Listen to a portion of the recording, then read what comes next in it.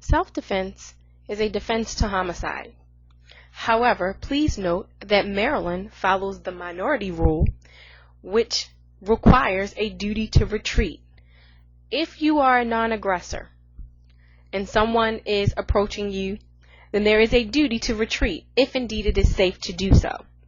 However, there is an exception, okay, and that is the Castle Doctrine exception to the duty to retreat, which means that if you are in your home and you are a non-aggressor, meaning you're minding your own business and you have an intruder, you have the right to protect yourself in your home, okay?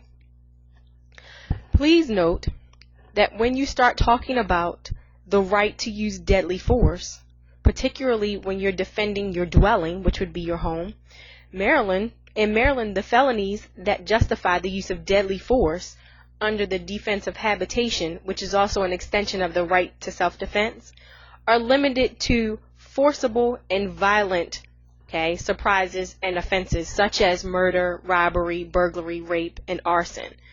So it is not permissible to use deadly self-defense or deadly force to protect your property.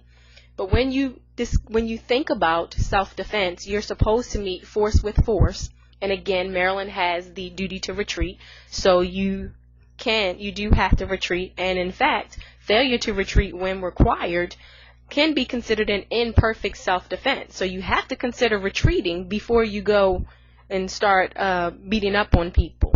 So traditionally, it's meet force with force. The exception is going to be the Castle Doctrine, and at that particular point, there needs to be an imminent danger.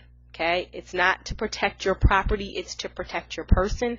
And when we start talking about defense of a dwelling, which would be your property in your house, the felonies are forcible felonies, felonies that are violent, like I said, murder, robbery, burglary, rape, and arson.